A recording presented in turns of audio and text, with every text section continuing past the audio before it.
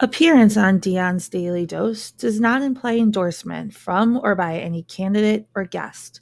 The views, thoughts, and opinions expressed by Dion Bergeron or Dion's Daily Dose are his own and do not represent the views, thoughts, and opinions of any guest. Material and information presented is for general information purposes only. The Dion's Daily Dose name in all forms and abbreviations are the property of its owners, and its use does not imply endorsement of or opposition to any specific organization, product, or service. If you'd like to support the show, please visit our Patreon at patreon.com/Dion's Daily Dose. Ladies and gentlemen, welcome once again to Dion's Daily Dose. Today, we're going to do something a little different. We actually, and I have to give the credit where it's due here, Shawn, had an idea where we have a nice little round table event. We each have a few things that we kind of bring up, and then we just discuss them openly. I think it's a great idea. For those of you out there, just kind of to run this down, we have Shawn Holmgren, we have Andy or Andrew Horning. Shawn is a Republican, Andy's a Libertarian. We're looking for a non-crazy Democrat that's willing to get on here and have a discussion with us without like screaming and losing all touch with reality. If you know anyone that fits that, send them our way. If someone you know is willing to come on and have a real discussion without, again, resolving, kind of breaking down to pure vitriol and, spitting at the screen while their eyes spin. If you know someone who can do a real discussion without an exorcism impression, then please send them our way. We'd love to have them. Seriously, I've had Democrats on my show before, and it went very well. As you know, I'm very respectful. So here we go. We're going to bring Shawn on, and then Mr. Horning. There we go, hi, Shawn. There he is. All right. So I got to get my camera adjusted here. All right. I'm telling you, I'm going to have to invest in multiple cameras. This is turning into like quite a thing. Like this is like becoming like a job. I mean, this is I'm just kidding. All right, so I'm actually Cooley says he's a Democrat. All right, do you hold on, let's deal with this first. Do you think you could come on and have a reasonable discussion without again doing an impression of The Exorcist? If so, we'd love to have you. I think all of us would really appreciate a kind of around the table round table rather than just a few portions. But Shawn, this was your idea. I'll let you go first. What would you like to have as the first topic of conversation?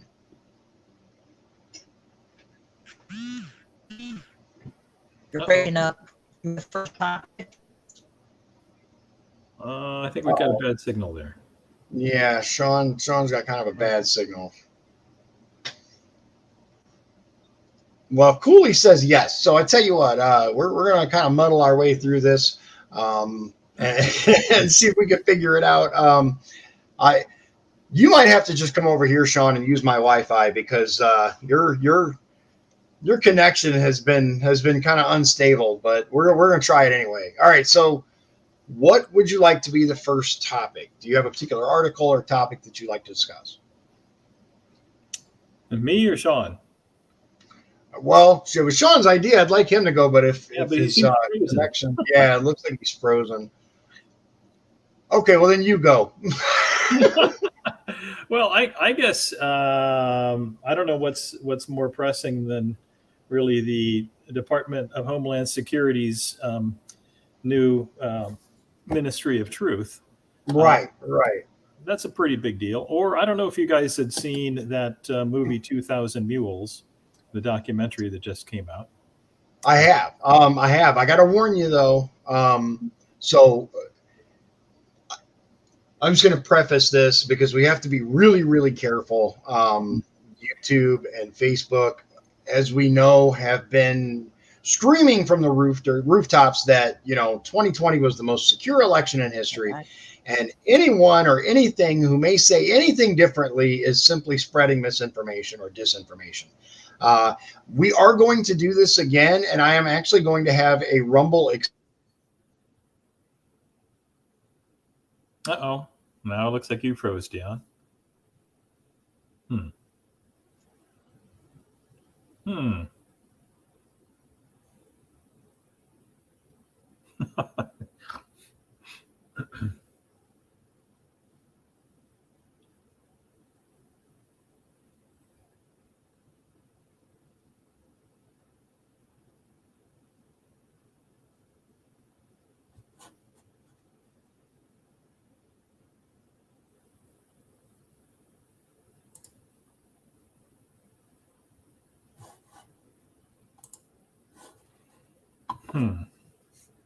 Well, if it's just me on the show, I'm going to talk about my campaign. You can look me up at HORNING, the number 4, congress.com.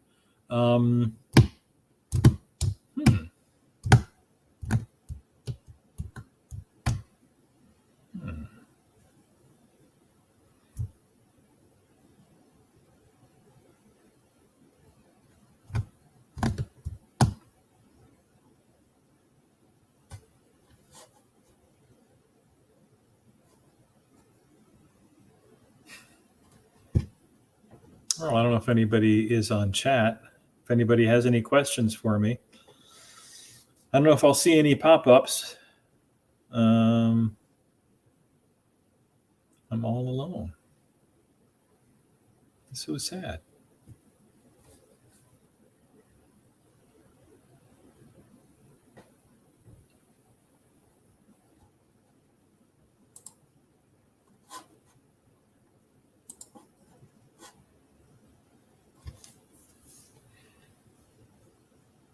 Maybe this is a psychology experiment.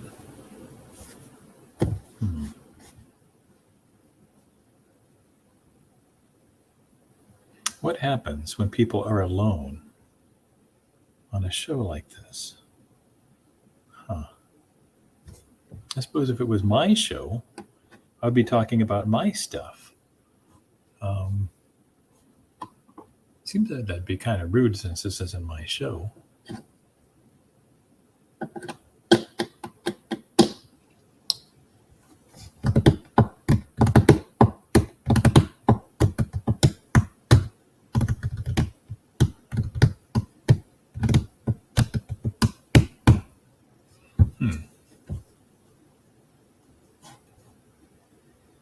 It says you're in the show. Everyone can see and hear you.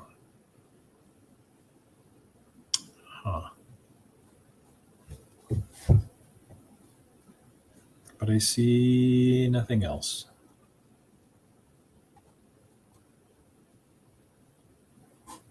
Maybe I will close out and log back in again.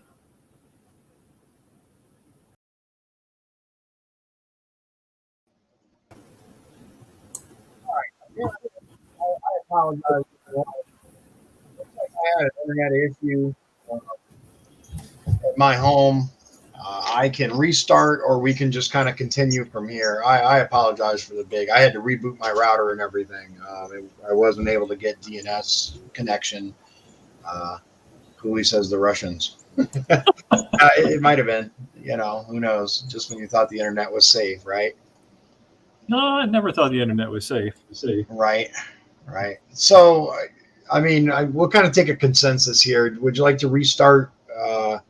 Shawn looks like Shawn's still having some issues. So, well, would you want to reschedule? Because I actually kind of forgot all about this, and I really could be doing other stuff. If this is if you want to do that, that's fine. Your call, man. You're not required to be here if you don't want to be here. Yeah, I think I'd rather reschedule. All right. Yeah, hit me up later. Hello? Did you get yours working, Shawn? I'm back. There we go. You hear me? All right, there he is. I don't know what's going on with the internet, but it appears that my connection at least is stabilized. I had to reboot the router, the modem / router, whatever combo that they have now, which is a new one. It was supposed to be superior, and I tell you, I've had a couple of issues over the last several days with this internet that I overpay for.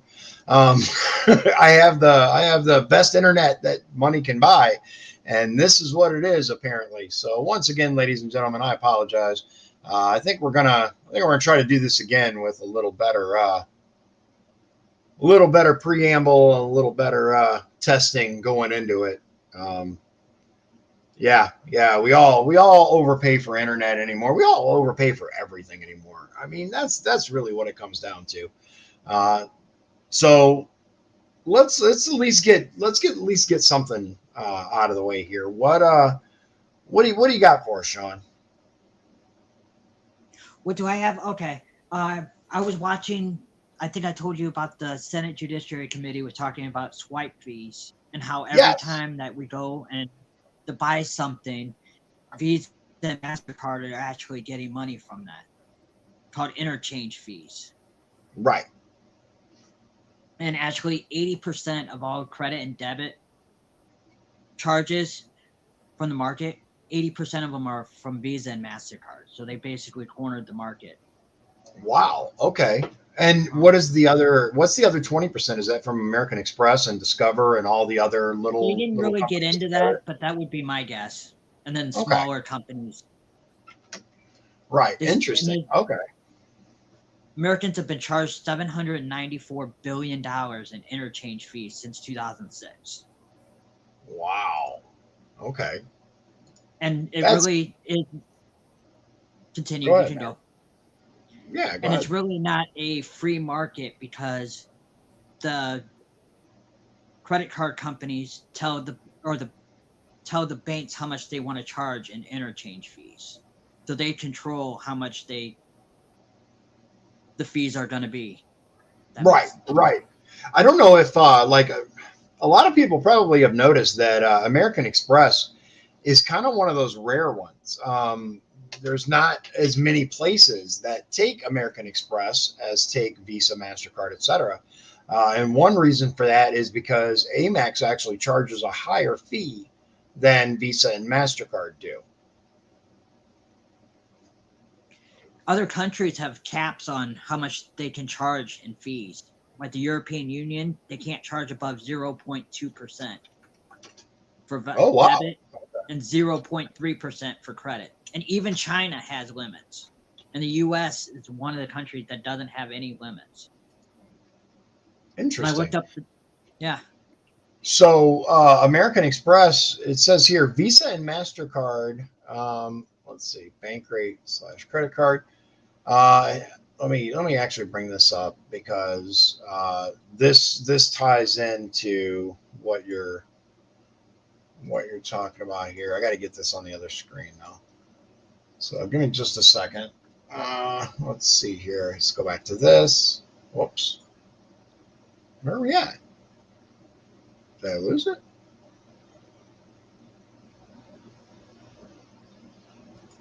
What the?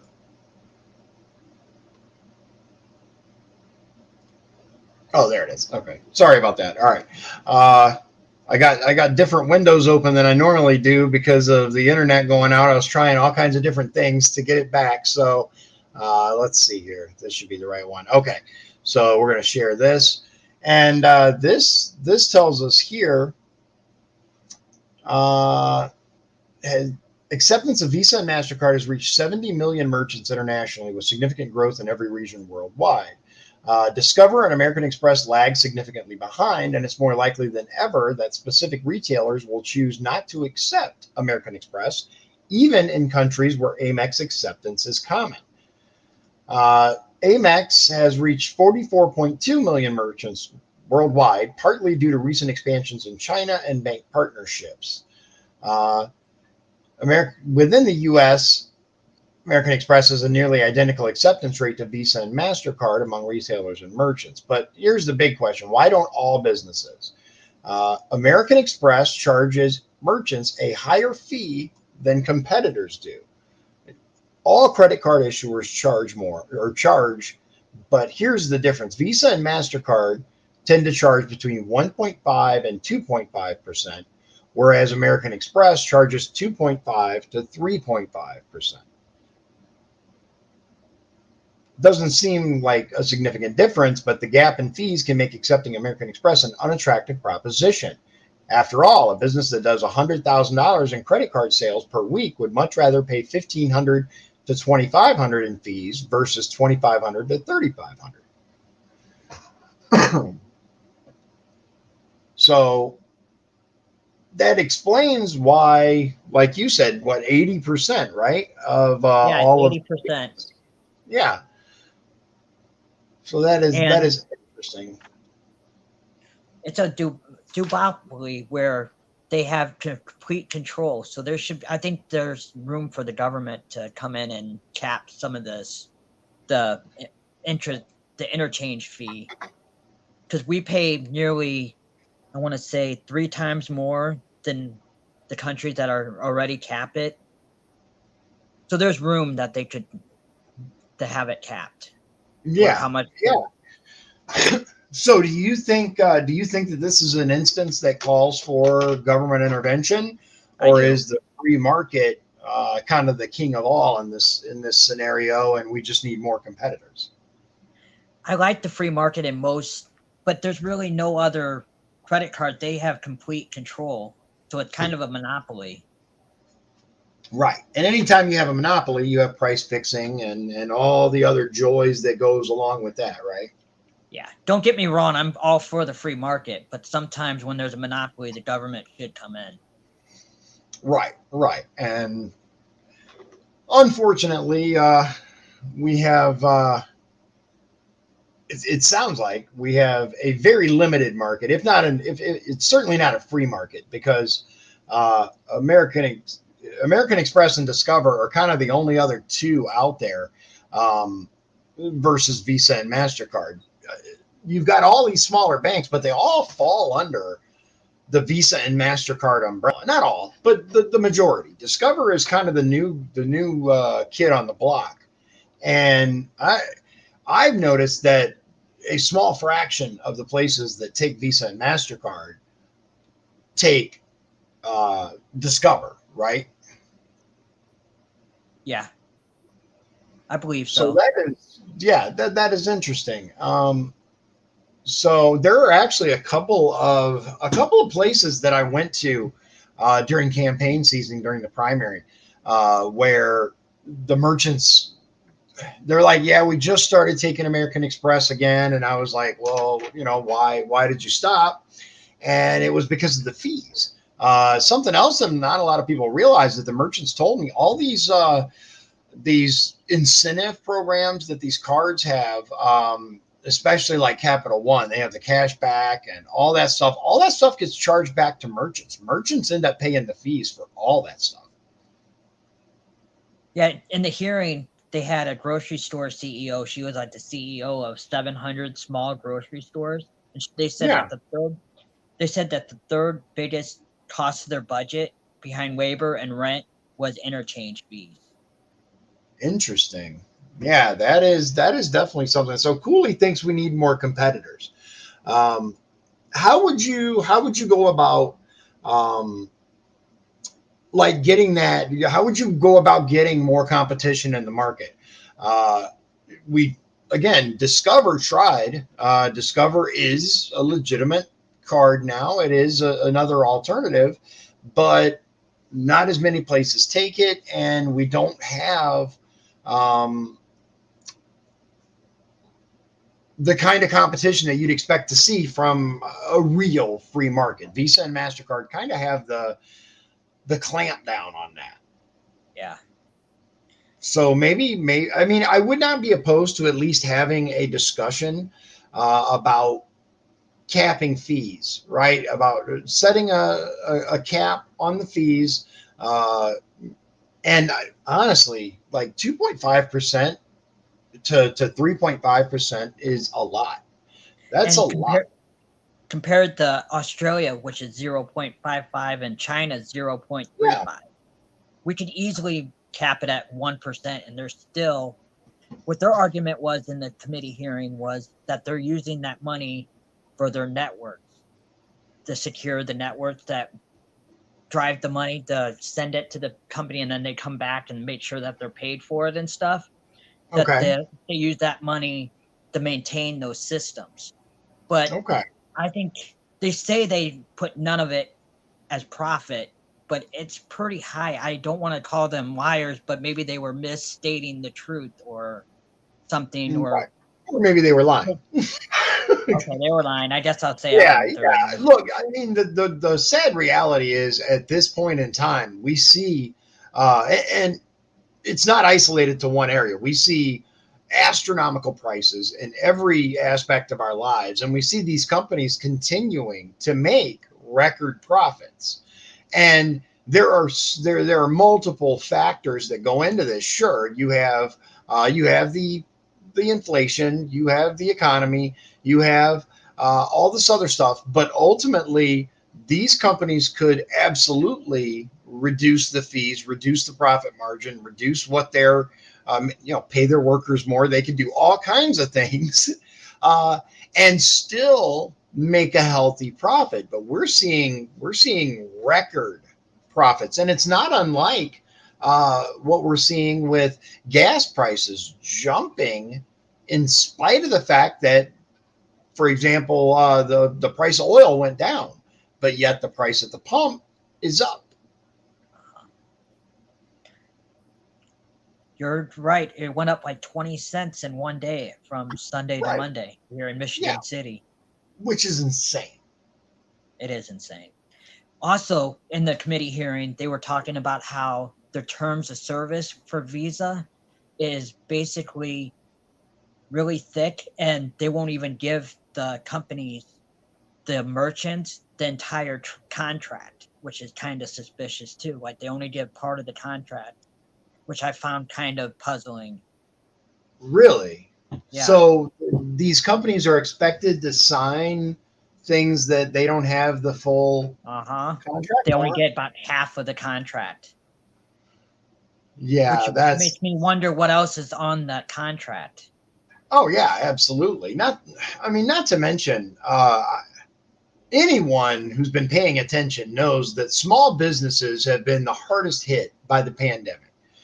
Many of them were forced to close. The ones that didn't have to close had to institute new safety regulations. They had to allow people to call off of work for a small sniffle because it might be something horrible.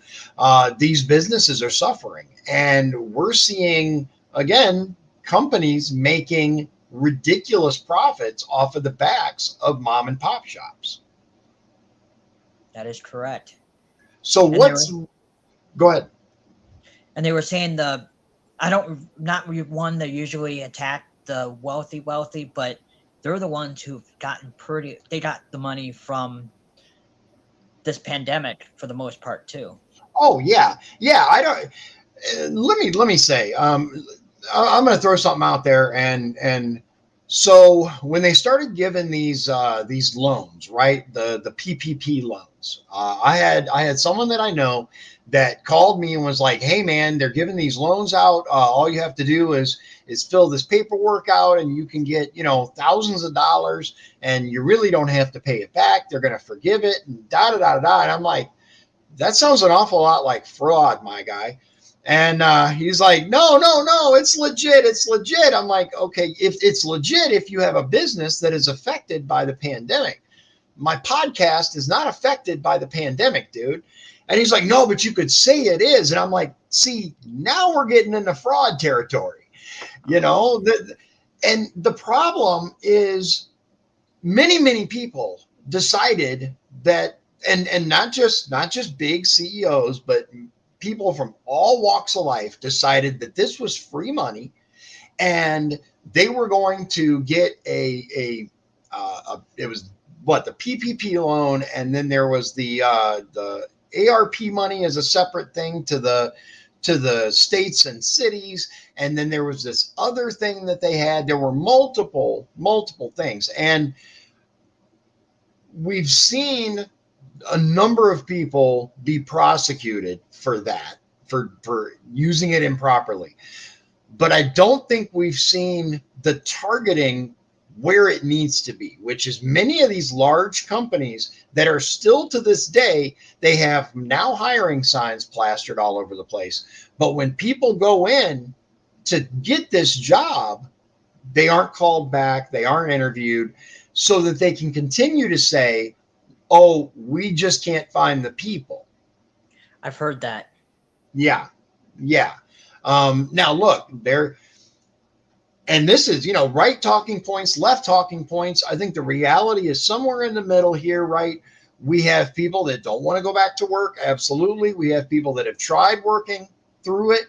And then we have kind of everybody in the middle that is just trying to figure out things the best that they can, right? And you have these companies that some I've seen personally that swear they need people tomorrow, right? And then, we need people right away. We for this position, that position. And when you go in, it's a very lackadaisical attitude about hiring. It's very, oh yeah, fill this out, we'll get back to you. And like I've talked to people that have put in application after application. There was a story that I saw. It was on the news, and it was about this guy, I think, who put in like 480 applications, and he got like 2 interviews out of 480 applications. That's crazy. Yeah, and it's just one symptom of a larger problem. Anytime you offer people an out, right? A free ride, whatever you want to call it, whether it is unemployment or whether it is money from the so-called government to make it, if you can't find people are going to find a way to abuse that. Now, is that the majority? I'm sure it's not. The majority is not doing that, because I truly believe that the majority of people are just trying to get by. They're trying to do the right thing for themselves and their family, which doesn't involve getting arrested for fraud, I'm sure. But you do have these outliers, right? Just like these companies that will cut every corner in the book in order to make an extra 2 cents on a tube of toothpaste, and then a janitor gets killed in a horrible, industrial accident because proper safety protocol wasn't followed. Yep, I agree. Do you have any news stories? So one thing that I wanted to talk about that I think is very interesting, I had it brought up. Let me see if I can find it again. Let's see here. I sent it to myself. Let me get it here.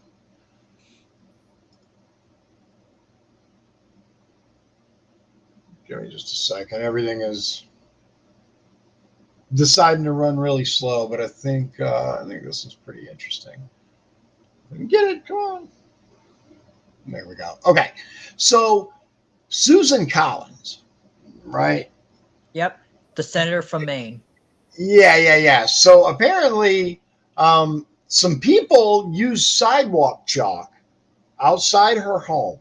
Okay, and she got so upset, she called police to report defacement of public property after someone wrote an abortion rights message in chalk on a public sidewalk outside her house.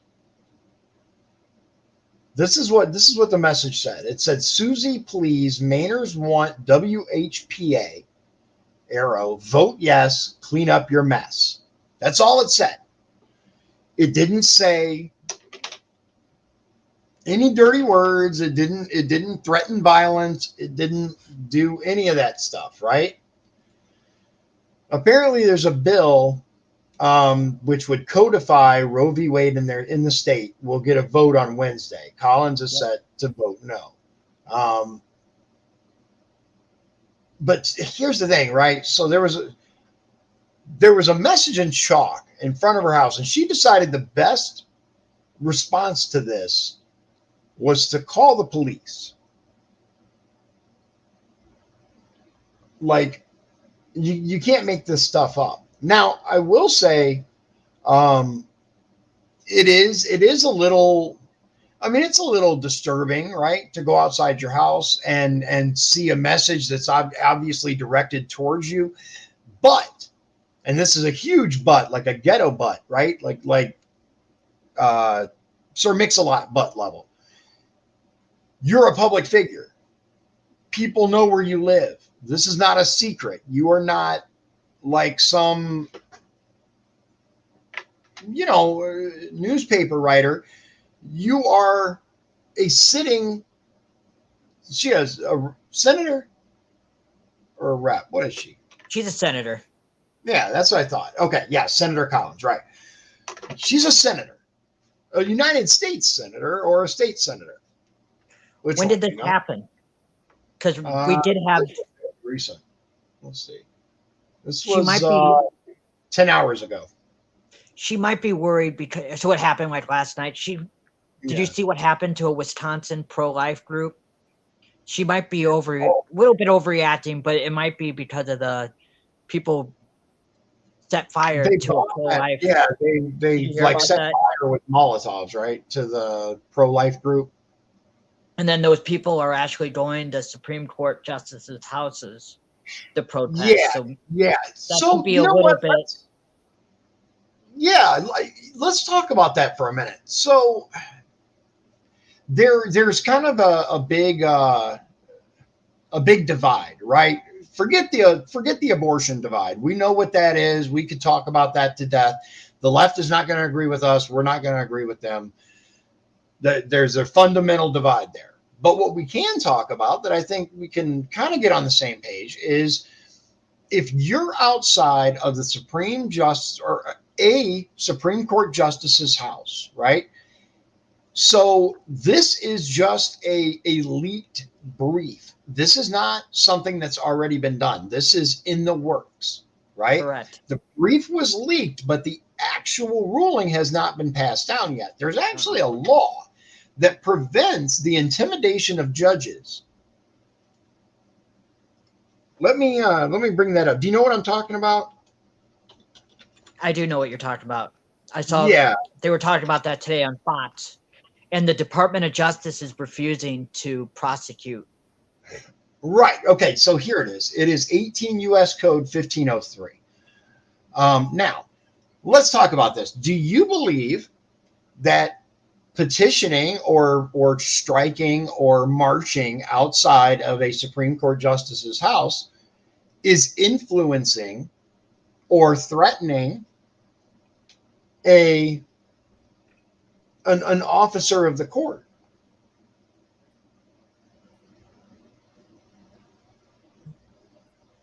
Let's see. I'm looking for exactly. So here it is. To depend on. You're breaking up pretty bad.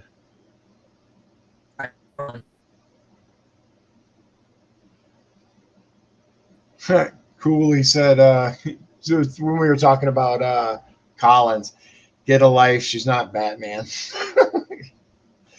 So here's the actual part right here. It says, whoever corruptly or by threats or force or by any threatening letter or communication endeavors to influence, intimidate, or impede any grand or petite juror or officer in or of any court of the United States, or officer who may be serving at any examination or other proceeding before any United States magistrate judge or other committing magistrate in the discharge of his duty, or injures any such grand or petite juror in his person, blah, blah, blah, blah, blah.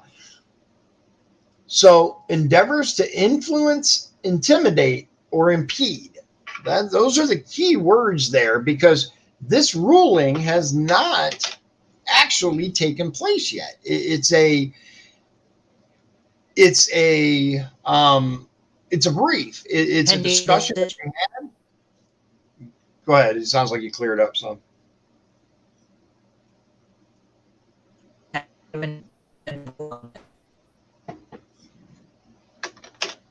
Yeah, you're still breaking up. Okay, so Cooley says protesting is your right. And I wholeheartedly agree.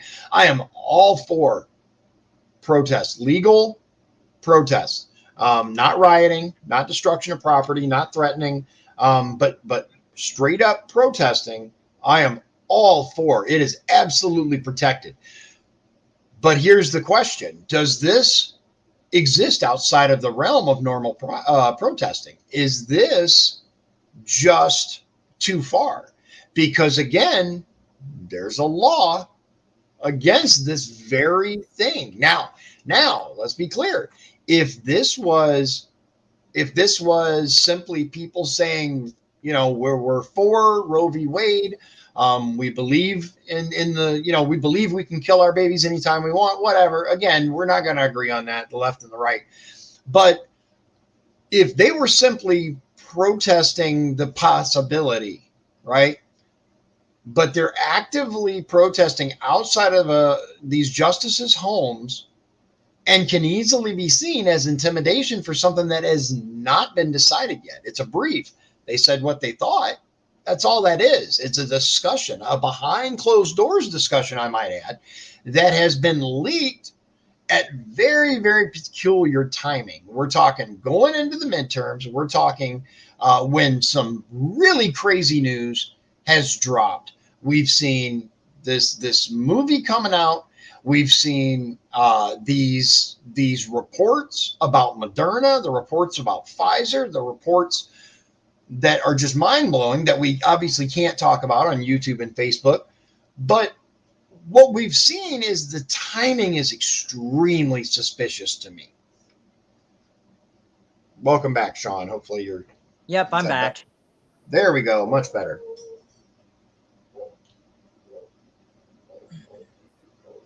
So cool. He said stand across the street and no violence. Now, as long as there's no violence involved, again, as long as you're not hurting anybody, as long as you're not threatening anybody. But again, my question is, does this cross the line? Because this is not decided yet. This is something that they're potentially going to decide on.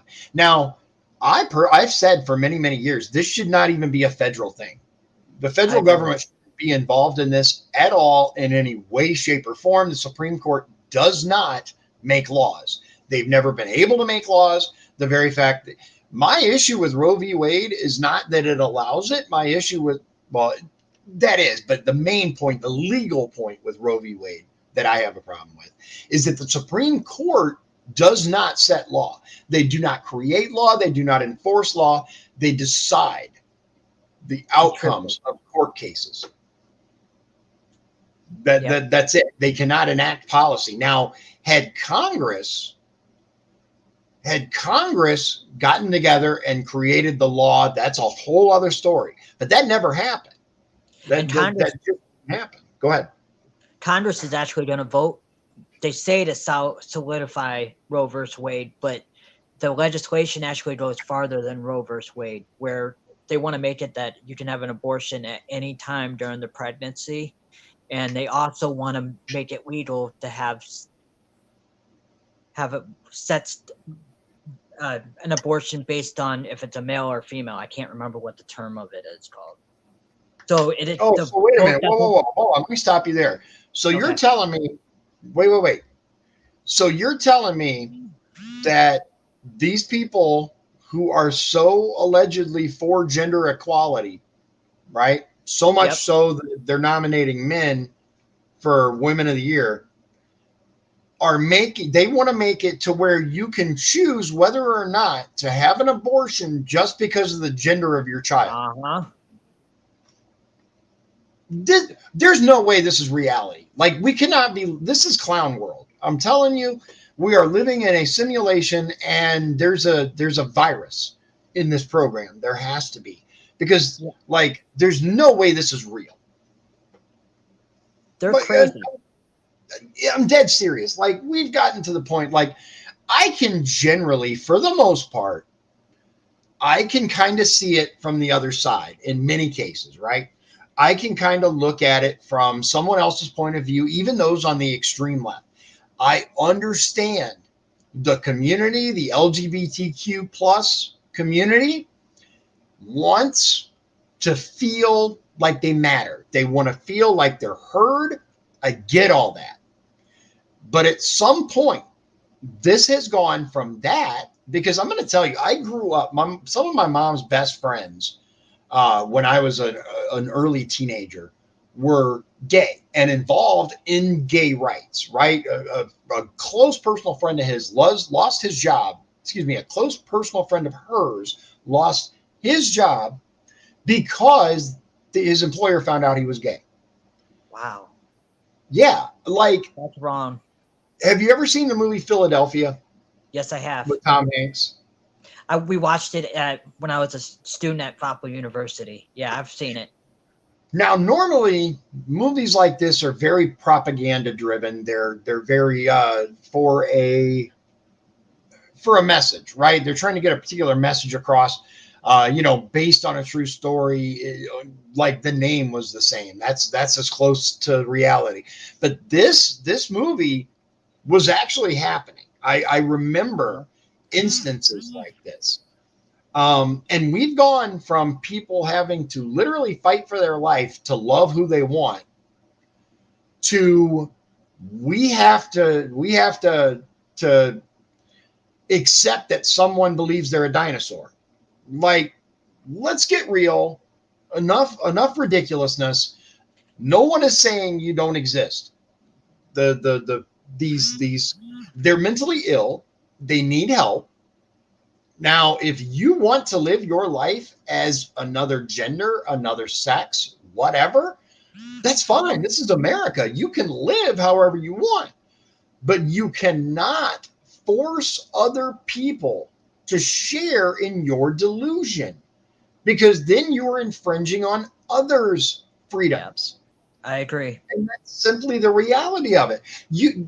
There was a professor that got fired for refusing to use preferred genders.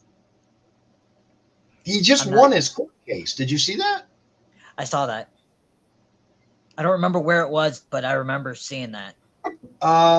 Let's see if I can find it. If anybody watching, if you know who I'm talking about, hit me up. I'm gonna put this in here. Let's see here. Professor lawsuit pronouns. There it is. Ohio University. Here it is. To pay professor $400,000 after reprimanding him for refusing to use students' pronouns. Wow. It's in Ohio, according to this. Shawn Holmgren State University. But I guess it's everywhere. Yeah. I mean, this is right next door to us. You would expect this kind of thing in California or Canada or some of these other places, but Ohio, right next door, a relatively red state, which is why I think it's so important when we're told by various people that the agenda is very much alive and well in our schools, even here in Indiana. People want to bury their head in the sand, and they don't want to listen to that. They don't want to believe that our children are being indoctrinated. And look, I'm going to be very clear. I don't think that every single class, every single teacher, every single thing that happens in school is for that, right? Let's be very clear about that. There are many, many good teachers out there. There are many good administrators. But the reality of the situation is that these programs, and we're not just talking about CRT, we're talking about social and emotional learning. We're talking about all these programs, the design of which is to formulate a child's mind to ensure that they believe what these people want them to believe. There's actually a really good thread that I want to read you. In the meantime, I'll open the floor to you. By all means, say what you want while I find this. Well, I guess we can. You want to move on, or I guess I can talk about how. Let's move on. I told you about this last night, how the IRS destroyed 30 million paper tax returns. Yeah. And they say that they did it after it was processed, and that they just used this information if they need it in case they catch somebody lying on their taxes, but it still doesn't make any sense why they would destroy 30 million of these. They could be innocent, but it also looks sinister to me. I'm gonna write. Absolutely. Should I continue? Or you? Continue? No, go ahead. You're absolutely right. All right. Yeah. I'm actually going to write our representative and then the House Oversight Committee Reform Chairman tomorrow, Carolyn Maloney of New York, and Frank Marvan, our representative. And the sad thing about Frank Marvan is I've written him multiple times and I've never gotten a response back to him. And at least with Pete Visclosky, he would write me back. I might not agree with what he wrote back, but at least I get a response. But with Frank Marvan, I haven't even got a response. Yeah, at least I disagree wholeheartedly with much of the politics of Pete Visclosky, but at least he made the effort to make it seem like he was listening to his constituents. He would write them back. He would pick up the phone occasionally and call them, especially if they were, really contacting his office frequently. He would make the effort. There were people that said, they got into they got tours and stuff. Visclosky actually, in my opinion, did his job. Mervan's just there for a paycheck and to vote the way the Democrats want. That's really what I get from him. Whether that's accurate or not, that's my opinion. It is what it is. Believe it or not, I have been extremely disappointed with him. And I'm not just talking about his votes. We're going to disagree on votes. I'm talking about actual effort as a U.S. congressman. And I'm really hoping that Jennifer Ruth Green wins it and acts like an actual congresswoman. I did vote for her in the primary, but I plan on voting for her in the general, and I'm hoping she wins. We'll see what she does in Washington if she wins. Yeah, absolutely. I'll tell you what, I'm actually looking forward to some of the more, if not debates, the conversations, the forums, the places where she'll be able to talk where she's not quite so comfortable as in a Republican primary. Republican primaries, you go to places that are predominantly Republican. I'm curious to see how she responds with some questions from the left, some for lack of a better term, confrontational type situations. She's been very comfortable, and I'm glad. I mean, she's an amazing woman. She has a long list of accomplishments. I put it this way. I'm glad as hell she won instead of frickin' Mark Leva. Good Lord, it's time to move on. Mark Leva's a nice guy, but I agree. It was time for somebody else to get the nomination.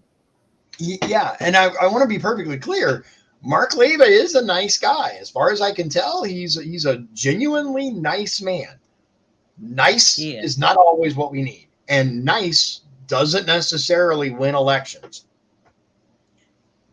He's had his chance. It's time for somebody else to have a chance.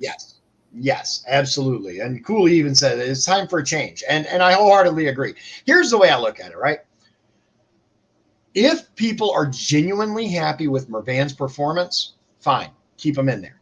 If they're not, let's give her 2 years. These U.S. reps only get 2 years. They do 1 year of work and 1 year of campaigning.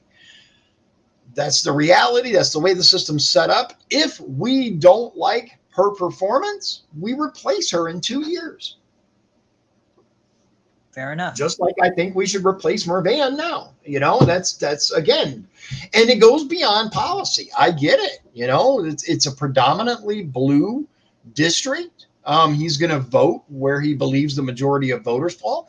It goes beyond his votes. It goes to his actions, his dismissiveness.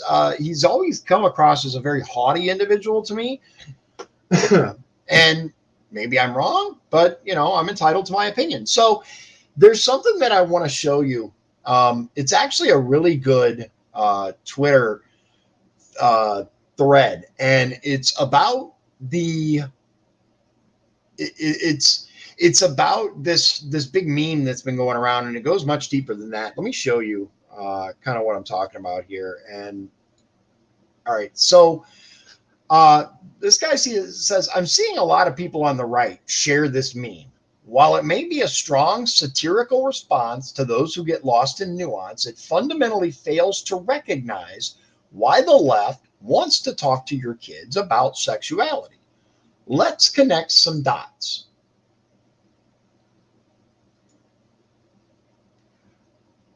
So the left doesn't want to diddle kids. They want to create little revolutionaries. To do that, they need to sever the bond between students and the parents they believe are raising their children to be hateful bigots. In order to sever the bond between parents and their children, the left is using a two-pronged approach: critical race theory and radical gender ideology, properly known as queer theory. There's actually a name for it. Are not two unrelated sets of ideas. They are two parts of the same strategy. CRT is usually the first set of ideas to be introduced. This is often enough to radicalize racial minorities, but it's merely step one for white or white adjacent students. CRT instills in these students a negative self-identity as they're taught to believe they're recipients of enormous privilege that was stolen from others and that they are complicit in historic and ongoing injustice. In child terms, they're taught to believe they're bad. They're just inherently bad. Apart from the shame and guilt, this also gives them a worldview at odds with the one their parents grew up with and are trying to pass on to their kids. Step one is complete. Once CRT is done tearing down these kids and leaving them with a negative self-identity, queer theory, QT, is introduced and offers them a wide assortment of positive self-identities to choose from. Instead of living with the shame and the guilt of being a member of the oppressive dominant culture, these students can actually be celebrated for coming out as gender non-binary or pansexual. And here's the real key: in an instant, these kids can trade their negative self-identity and all the accompanying guilt and shame of being an oppressor for a positive self-identity as a much venerated, oppressed minority. At this point, the left desperately wants this new identity to stay at school, so it has time to be cemented before the parents find out. In the guise of helping these students, schools withhold this information about their child's new identity from mom and dad. Once the parents do find out about their child's new identity, it's firmly in place, and an adversarial relationship between the child and the parents has been manufactured. It takes extraordinarily deft parenting to repair the relationship once it has reached this stage. The parent's tendency will be to overreact and push the child further into the arms of the woke radicals who now have the little revolutionary they wanted from the beginning. The bond between parents and child has been severed, ending the perpetuation of hate and bigotry. It goes on. And it's actually extremely enlightening and ultimately entirely accurate in many, many instances, because I truly believe that the goal here is it's not to create, it's simply to create strife. It's to create a new parent for the children. Right? Someone new for them to look up to, someone new for them to strive to be, to listen to. Because if you can supplant the parental guidance and relationship that a child has, you control the child. You can guide them however you wish. Wow. Make the government basically the parent is what they want to do. Well, yeah, precisely. I mean, here's the thing is, so I'm trying to think of how to word this in the best way possible. So when my child started to attend virtual school because he has a real issue with wearing things on his face, right? Okay, fine. The school had their mask policies. He did what he could with it, but ultimately it proved too much for him. So he was going to go virtually. One of the things about him going virtually was he was not allowed to share information with me as his parent. His curriculum, the stuff that he was reading, the stuff that he was doing, he was expressly prohibited from sharing that with his parents. Now, I have a big problem with that. And I think one of the things that we saw during the pandemic, especially, was all of these online courses really exposed what children were truly learning. Was that here in Michigan City? Yes, it was. Wow. Yeah. This is not something that's happening across the country or even in Ohio. These are things that are happening right in our backyard. And there were several assignments and several instances. For example, my child tried to go to summer school, and the very first lesson that he received during summer school was that he was a racist. Because he was white, he was a racist, and there's a disparity between white people and people of color, and on and on. My son texted me, and I said, "Yeah, you're not going to continue to do this." And it went on from there. And I think I might have discussed this in a video, maybe not, but ultimately, we decided that wasn't for us. I am all for changing the system for the better, but my number one priority is my child. My family, my children. I'm going to protect them, and I'm going to do everything that I can for them. And in this case, it was pulling him out of that school and homeschooling him, and that's what we're doing now. It's really truly frightening how close to home this hits and how dangerous this ideology can be, because the government should not be raising children. They should not be in charge of our children. They should not be. There's a lot of belief in the collective good, right? We saw a lot of that during the pandemic with masks and jabs and all that stuff, and the beliefs people have about what people should be forced to do for the greater good, the collective good, right?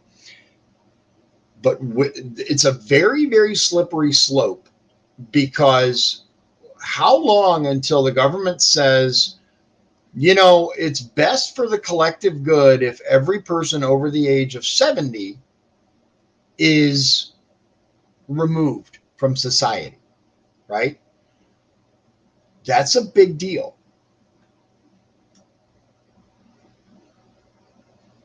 And we see it in Europe, right? And it's one of the talking points against socialized medicine, right? And don't get me wrong, we have a form of that here, because with Medicaid and Medicare, there are certain treatments and medications that are not allowed because they're too expensive. So once again, the greater good is more important than this person's life, this single person, right?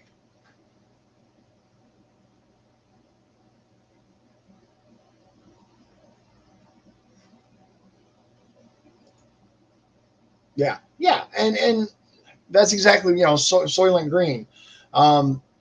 That's unfortunately, like, we've seen time and time again, science fiction and dystopian futures, and people say, "Oh, that could never happen." One of the big things that people seem to forget is anytime, and we're not talking about one thing that I really want to get this out there, because I keep meaning to say this and I keep forgetting.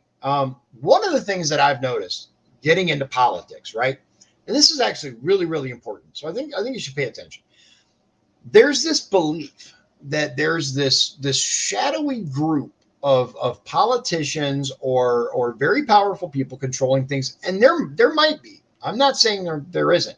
What I'm saying is that your local level, your regular people, your regular politicians are too dumb to be involved in that. I'm telling you, I have met many of these people. They are not the super geniuses they need to be involved in this and to run things like this.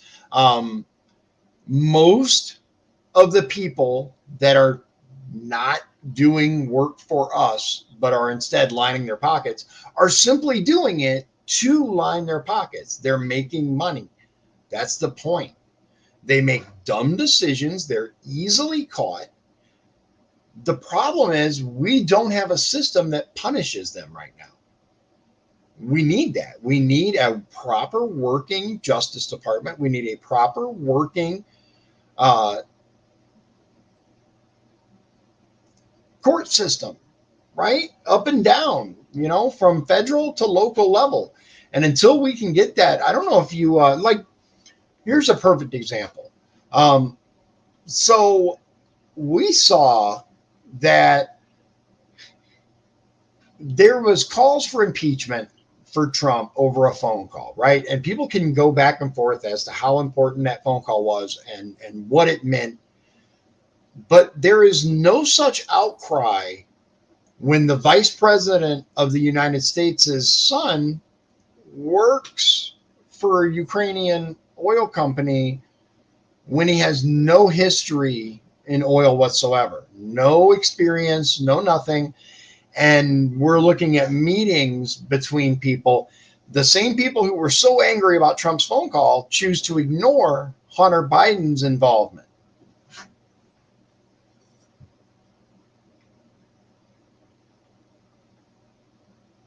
Which is true.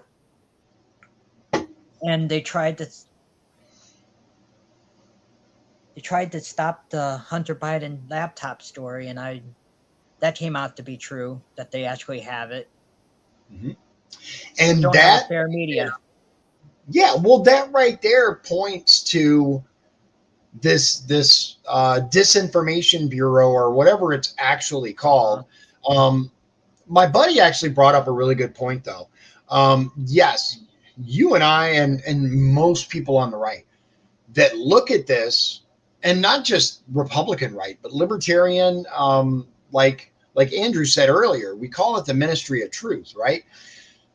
But the problem with that is we immediately lose many people who would have otherwise listened when we use those type of terms. We know what it means. We know that's not what it's called, but it's a direct reference to literary material because we see where it's going to go.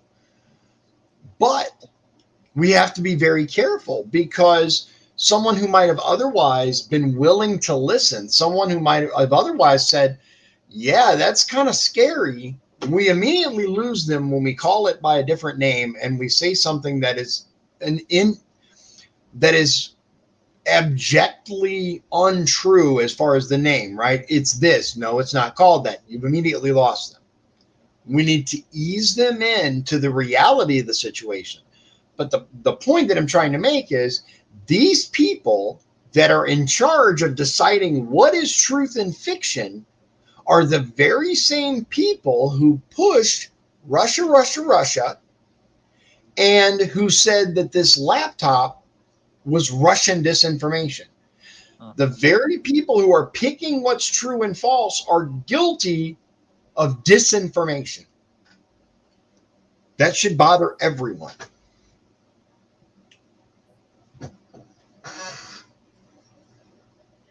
And there's so much news that sometimes you don't know what is real and what's not. So there is a problem with that. But also, I don't want the government to decide what they think is real. So it's a real problem. I wish every individual would try to figure out if it was true or not the government. Right. Well, that's always been the point of this country, and one of the foundations of our republic is, as long as you have free speech, people can figure things out for themselves, right? If you have, and I really don't want to get off into a tangent here, but just because someone says something doesn't make it true. And just because someone claims something is not true does not make it false. We really need to get back to learning about things and do it. The term "do your own research" is so overused because people seem to think that plugging something into Google is doing research. that doesn't qualify, you Googled something. Congratulations, you can do the same thing a 5-year-old can do. Really actually look into these things. And we've seen these so-called fact checkers pop up and control the narrative. Things that are, that are outright true are marked as false, whereas things that are blatantly untrue are ignored. As it just depends on the political spectrum it comes from, right? I posted stuff on Facebook that I've known is true, and I've gotten flagged for it, and it's the most frustrating thing to have that happen. Yeah, absolutely. So I don't know. I don't know what the solution is here. What I do know is we desperately need some real conversations between both sides. Cooley, we'd love to have you on the show. You can come and from your comfort zone, your home, your office, wherever. We do this remotely, and we're going to try to do this more often. One of the things we're going to do, though, is we're going to have this as a Rumble only exclusive, so that we don't have to cut people off. We don't have to worry about what we're saying. We don't have to be afraid of an account getting flagged because we happen to say the wrong word, or because I have ammunition behind me or something stupid. That's something that we're trying to get organized. And seriously, ladies and gentlemen, if you know of someone who identifies as being on the left of center, we'd love to have them on, have them sit down. Let's get a spectrum of personalities on, so that we can have a real discussion. I think that's sorely needed. And we see these minor pathetic attempts at that on various TV shows, right? I'm not going to mention them because they don't need any more press. But we see where they allegedly have this person from this side of the spectrum, a couple people from this side, but they don't actually ever talk about anything of real import. And when they do, they cut to commercials whenever anything important comes up, or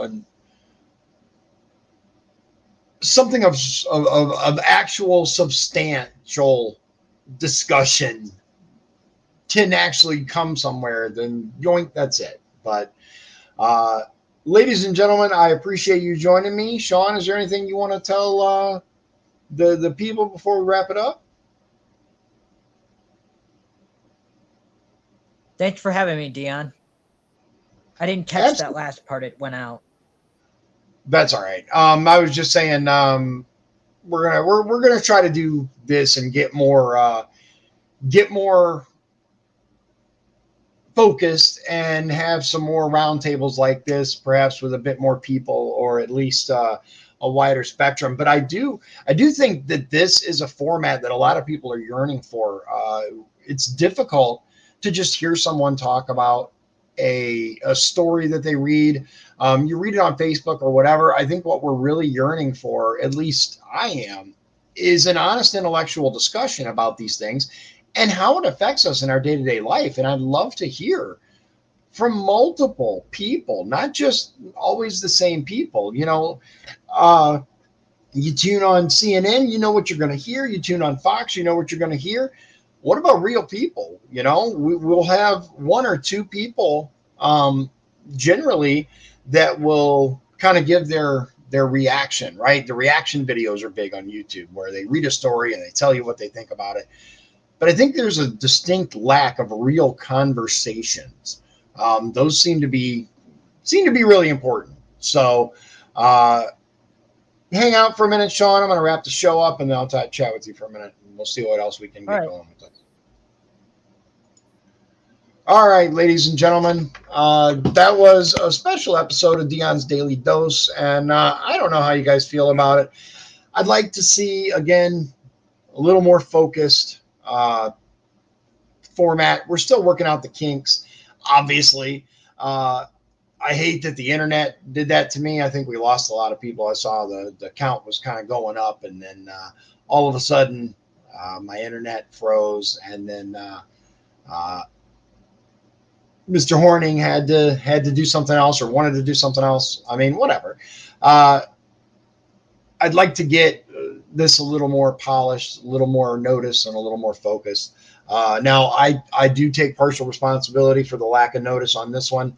I actually forgot it was today. I was out cruising around and enjoying the beautiful weather, and I didn't get it up in time to get the kind of viewership that we need to have a really good discussion. But we're going to do this again, rest assured. Ladies and gentlemen, thank you very much for your time. I appreciate you sticking in there, and we'll talk to you again very soon. God bless you. God bless Indiana, and God bless the United States. If you'd like to support the show, please visit our Patreon at patreon.com/Dion's Daily Dose. This has been Dion's Daily Dose, hosted by Dion Bergeron. Executive producers Shawn Holmgren and Michael Beebe. Copyright 2022. Dion's Daily Dose. All rights reserved.